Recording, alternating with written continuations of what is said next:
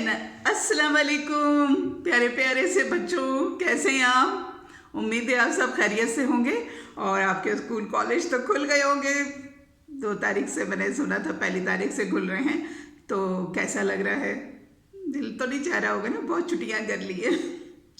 अच्छा बच्चों, तो आज आपके लिए एक हमेशा की तरह से एक बड़ी सबक आमूज़ कहानी लेकर आई हूँ। और ये कहानी एक बहुत ही मेहनती बर्गर वाले की कहानी है। और वो बर्गर वाला जो है उसका नाम आबिद होता है।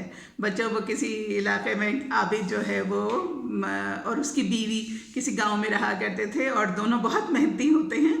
और आबिद की बीवी जो है हर किस्म के घर के अंदर वो कबाब तैयार करती थी और आबिद जो है वो ठेला लगा के और वो बर्गर बनाता था और ढेर सारे अंडे उसके अंदर फेंट के डालता था। और उसका जो बर्गर है वो इतना डिलीशियस बनते थे कि सारे इलाके के लोग किसी टाइम पे लंच हो, डिनर हो, इवनिंग टी टाइम हो, 11 बजे की टी टाइम हो, किसी वक्त का भी टाइम हो, लोग उसके बर्गर खाना पसंद करते थे। मतलब इट वाज सो डिलीशियस। और उसमें हर किस्म की चटनियाँ वगैरह भी डालते थे और इंतहाई दोनों मियाँ बीवी बहुत मेहनत करते थे।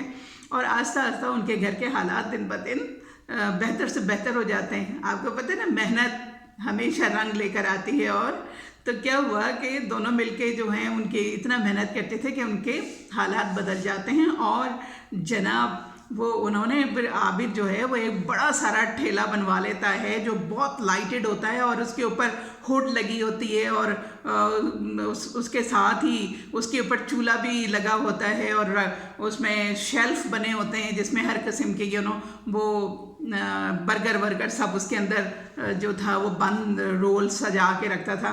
तो लोग उसकी तारीफ़ करते थे कि इतनी खूबसूरती के साथ इसने अपना ठेला सजाया हुआ है और दिल खुश लोग हो जाता था। और साथ में जब लोग खाते थे तो बस उनका बस नहीं चलता था कि एक से ज़्यादा खाएं, तो बहुत बहुत चलता है। अब आबिद का पड़ोसी उसी के साथ वहाँ पर वो भी अपना एक ठेला लगाता था और वो लगाता था छोलों का ठेला। तो वो छोलों की चाट बना के बेचा करता था। अब दोनों जो पड़ोसी थे वो साथ साथ घर से जाते थे और साथ साथ घर वापस आया करते थे, ठीक है ना। वो आबिद जो था वो बर्गर बेचा करता था और उसका जो पड़ोसी था वो जनाब छोलों की चाट बना के बेचा करता था।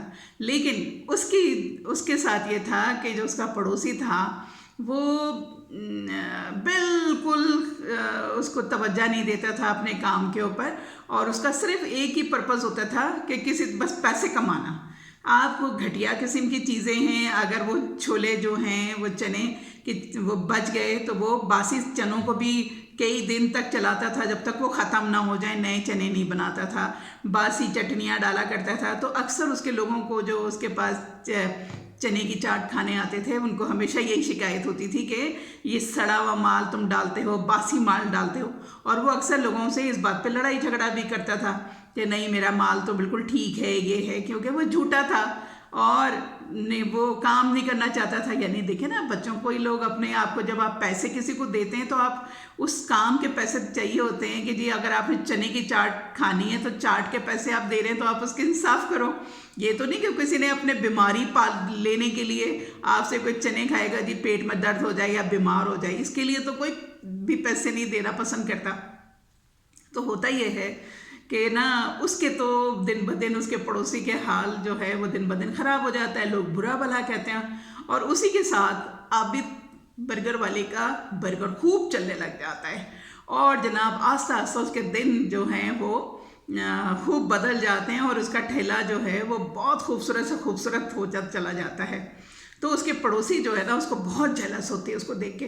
वो कहते हैं यार किसी तरह से इसका जो है ना, इसके भी लोग जो हैं इसका बर्गर खाना बंद कर दें और इससे भी कोई ना लें। यानी कि लोग जो हैं बजाय जैसे मुझे आके लोग बुरा भला कहते हैं तो आबिद के भी इसी तरह से बुरा भला कहें और इसका बर्गर कोई ना खाए। उसको अच्छा नहीं लग रहा होता है कि जी ये जो है खूब कमा रहा है और दिन दोगुनी रात चौगुनी तरक्की कर रहा है ना। तो उसको जो है वो अच्छा नहीं लगता है। और उसकी बीवी भी उसको कहती रहती है कि तुम सारा वक्त सोते रहते हो और तुम निकम्मे हो, और पड़ोस के देखो वो लोग तो कितना जल्दी सवेरे उठ जाते, कितनी मेहनत करते हैं, रात गए तक मेहनत करते रहते हैं, और तुम मेरे जो है वो कुछ नहीं करते हो। मैं अपना तुम्हारे घर का भी काम करूं और तुम्हारे लिए भी ये काम करूं, तुम हाथ बटाया करो।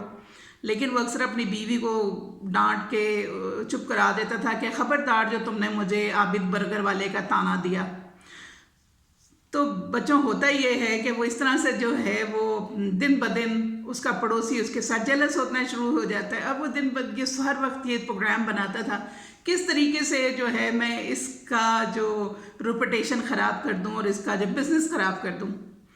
तो एक दफ़ा उसको किस्मत से चांस मिल जाता है। होता ये है कि जी आबिद बर्गर वाले को किसी दूसरे गांव में अपने किसी रिश्तेदार की शादी में जाना पड़ता है। तो वो अपने अड़ोस पड़ोस में बता के वो चला जाता है कि जी मैं शादी में मुझे 2-3 दिन लग जाएंगे, तो मैं जा रहा हूँ, मेरे घर का ख्याल रखना। और जब वो चला जाता है तो पीछे से इसके ये जो है वो चोरी छुपे इसका पड़ोसी उसके घर जाता है और सारा उसका जो ठेला होता है वो और उसके तमाम चीज़ें, वो जार्स जिसमें वो बहुत सारे वो चटनियाँ और मसाले वो सब रखा करता था, वो सारे के सारे ठेले पे रखता है। और हर किस्म की बोतलें ये वो मसालों के, और वो सारा ठेला उसको ले जा के और ना एक पहाड़ के नीचे से वो गिरा देता है। और आके चुप करके आके रातों रात वो आके अपने घर में आकर फिर सो जाता है। अब जब 2 दिन के बाद आबिद अपने घर वापस आता है तो ये उसकी बीवी और वो दोनों तो सख्ते में हो जाते हैं कि घर में तो उसका ठेला वेला चीज़ें सारा गायब होता है सामान। अब वो कहते हैं कि ये तो चोरी हो गया। दोनों जो हैं वो रोने लग जाते हैं, लोगों से पूछते हैं, लोग कहते हैं कि नहीं हमने तो देखा ही नहीं है तुम्हारे घर से कोई चीज़। जाहिर है वो तो रात के पिछले पहर जाके ये सब कार्रवाई डालता है ताकि इसको कोई देखना ना पाए पड़ोसी उसका। तो होता ये है बच्चों के आबिद और उसकी बीवी कहते हैं कि हम कब तक ऐसा जो है वो सोग मनाते रहेंगे, हमें जल्द से जल्द जो है अपने पैरों पे दोबारा से खड़े होना पड़ेगा। तो वो लोग क्या करते हैं कि पहले तो वो कहते हैं कि चलो हम चल के ढूंढते हैं, है ना। अब हमारे पास तो पैसे भी नहीं हैं, हम तो जो भी पैसे थे वो शादी में जाके खर्च करके आ गए, लोगों को तोहफे तोहफ़े दे दिए, ये कर दिया, और हमारा तो सारा सामान चला गया। अब क्या करेंगे। अब वो बड़े रोते धोते हैं और अपना वो सब जगह जाके लोगों से भी पूछते रहते हैं और ढूंढते रहते हैं कि हमारा वो जो ठेला किधर गया होगा। तो बच्चों वो जब वापस आ रहे होते हैं तो वो एकदम से क्या होता है कि उनके सामने एक बुज़ुर्ग आ जाते हैं और वो बुज़ुर्ग कहते हैं कि तुम लोग क्यों रो रहे हो, क्या बात है, इतने दुखी किस लिए हो। तो वो कहते हैं कि सारी बातें बताते हैं कि हम इस तरह हम बर्गर बनाते थे और हम शादी में गए, वापस आए, हमारा सारा सामान जो है वो सब चोरी हो गया, यहाँ तक कि कोई मसाला जात हमारे जार्स और जितनी चीज़ें थी चटनियों की ये वो हर पूरा सामान हमारा जो है वो सब चला गया। अब तो हमारे पास इतना कुछ भी पैसा नहीं है कि हम अपने दोबारा से अपने काम को शुरू कर सकें, और हम अभी शादी में चले गए थे, हम वहाँ बड़े अखराजात करके वापस आ गए हैं। तो रोने लग जाते हैं। तो वो बुज़ुर्ग कहते हैं कि तुम परेशान नहीं हो, है ना, देखो मैं तुम्हारे लिए काम कर सकता हूँ। मैं तुम्हें एक अंडा दूंगा, ठीक है, और अंडा काफ़ी बड़ा सारा शुतुरमुर्ग अंडा होगा, ठीक है, और उस ये समझो कि शुतुरमुर्ग के अंडे, और तुम एक में बहुत बड़ा अंडा भी दे दूंगा जो कि बहुत ही बड़ा होगा, और वो तुम अंडा तुम लेके चले जाओ और आज तुम उसमें स्टार्ट करो अपना अंडे वो जो हैं वो तुम बना के अंडे बेचो आज, ठीक है ना। अंडों का जो भी तुम बना सकते हो, तुम अंडों का अगर तुम चाहो तो वो अंडे फ्राई करके दो, अंडों का ऑमलेट बना के दो, अंडों का जो है वो क्या कहते हैं हलवा बनाओ, जो चाहो अंडों का बनाओ, मैं तुम्हें अंडे दे देता हूँ और अंडे तुम ले जाओ और आज जाके तुम काम करो, यहाँ से तुम अपनी इब्तिदा करो। कहते हैं ना बच्चों के आपको कोई सपोर्ट चाहिए होता है। तो वो बुज़ुर्ग जो हैं वो उसको एक ले जाते हैं है ना, एक अपने अपने घर पे, और वहाँ से उनको एक शुतुरमुर्ग के कुछ अंडे देते हैं और एक बहुत बड़ा सारा एक अंडा दे देते हैं, बहुत बड़ा। वो बड़े हैरान होते हैं कि इतना बड़ा अंडा तो हमने कभी ज़िंदगी में नहीं देखा। तो वो ये कहते हैं कि हाँ ये तुम ले जाओ। वो कहते हैं हम कैसे इस्तेमाल करेंगे? वो बुज़ुर्ग कहते हैं तुम जैसा चाहो तुम इसको इस्तेमाल करो, लेकिन तुम ले जाओ, ये मेरी तरफ से तुम्हारे लिए एक तोहफा है, तुम्हारा जो रीस्टार्ट करने के लिए, तुम्हारा बिजनेस के लिए ये तोहफा है, तुम इसको ले जाओ मेरी तरफ से। तो वो दोनों मियाँ बीवी जो हैं वो बुज़ुर्ग उनको एक ठेला दे देते हैं, उस पर वो अंडे रखे और अपने जो हैं वो घर आ जाते हैं। और वो इतना बड़ा अंडा होता है बच्चों के उसमें उसको वो कहते हैं कि ना अब हम इसको कैसे बने, अगर हम इसको तोड़ते हैं तो ये तो सारा अंदर से अंडे की जर्दी और सफ़ेदी सब निकल जाएगी, तो क्या किया जाए? तो वो कहते हैं कि और ये इतना हार्ड है, इसको लिए तो हथौड़ा और छेनी चाहिए होगी तोड़ने के लिए। तो उसको फिर तरकीब समझ में आती है। वो आबिद बर्गर वाला क्या करता है, वो कहते हैं कि जो है वो उसमें एक टोटी लगा देता है, ला के, जैसे कूलर नहीं होता बच्चों, कूलर की तरह से, ताकि आपको जितनी ज़रूरत हो आप बस वो उतना ही अंडा निकले। तो वो उसमें से वो लगा देता है और शुतुरमुर्ग के अंडों की अनाउंसमेंट कर देता है, मेरे पास शुतुरमुर्ग के अंडे हैं और जिसने खाना है, मतलब वो नो, तो सारे गांव वाले फिर आ जाते हैं। और वो बहुत ही लजीज किस्म के ऑमलेट बनाता है, लजीज किस्म के अंडे फ्राई करके देता है, और उसमें इतना जायका होता है और इतने फ्लेवर्स होते हैं, और अंडों का हलवा बनाता है। तो अंडे समझे उसके बहुत सारे अंडों का जो है वो कार्य शुरू हो जाता है। वो दोबारा से उनको रीस्टार्ट हो जाते हैं वो लोग, और फिर कमाने लग जाते हैं। अब आबिद का जो पड़ोसी होता है वो देखता है और हैरान हो जाता है, और सारे लोग भी हैरान होते हैं कि भाई ये इतना बड़ा अंडा है। और वो फिर जेलस होता है, कहता है ये तो फिर से इसका तो काम शुरू हो गया और मेरा जो है वो धंधा चौपट हो गया, मुझसे तो कोई भी कुछ नहीं ले रहा है। तो होता ये है बच्चों के वो जनाब उनका जो है वो कारोबार फिर तो वो आस्ता आस्ता करके दोबारा से फिर से वो अपना बर्गर भी बनाने लग जाते हैं, और उनके हालात फिर बदल जाते हैं। जाहिर है मेहनत, बच्चों मेहनत करने से मेहनत तो हमेशा रंग लेकर आती है। तो क्या हुआ कि जनाब वो फिर से रीस्टार्ट हो जाते हैं, उनका धंधा से शुरू हो जाता है और बिज़नेस बड़ा अच्छा चलने लग जाता है, और दोनों का फिर से हालात जो है वो बेहतर हो जाते हैं।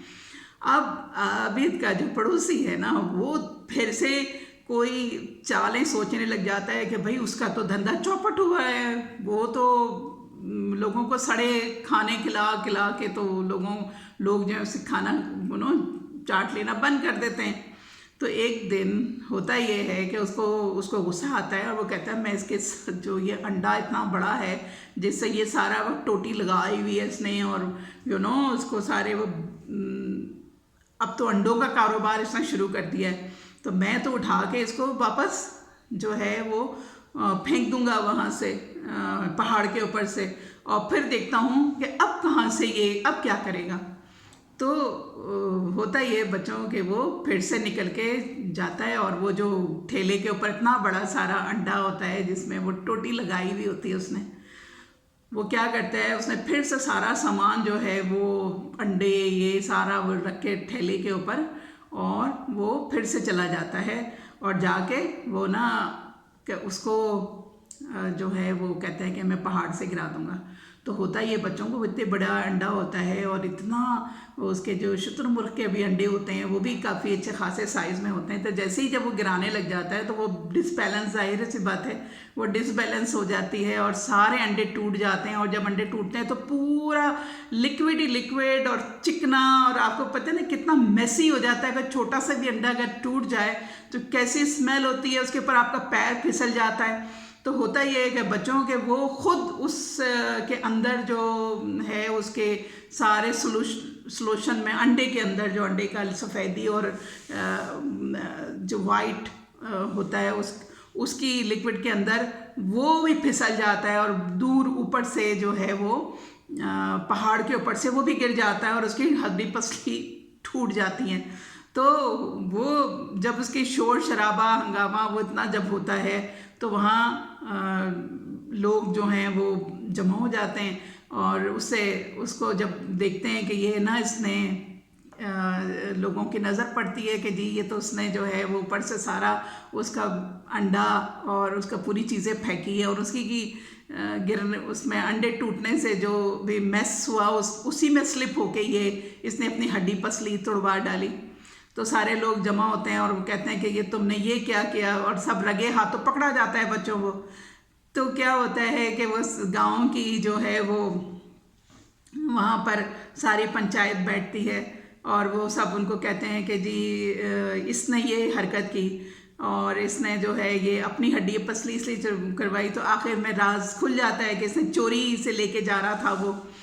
तो सब लोग उसको बहुत बुरा भला कहते हैं और वो गांव का जो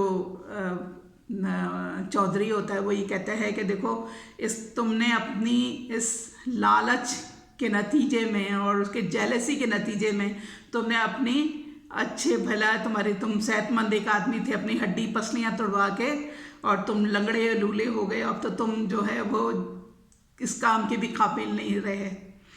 तो क्या होता है बच्चों के वो जो लोग होते हैं वो सब उसका आबिद बर्गर वाले का फिर ख्याल रखते हैं वो, और सब कहते हैं कि इसके साथ बड़ी सख्त ज़्यादती है उसके। तो उसने जो उसका पड़ोसी होता है वो भी कबूल लेता है कि हाँ इससे पहले भी जो है उसने उसका बर्गर का जो ठेला होता है वो सारा सामान उसी ने चुरा के और वो उसके पहाड़ के नीचे फेंका होता है।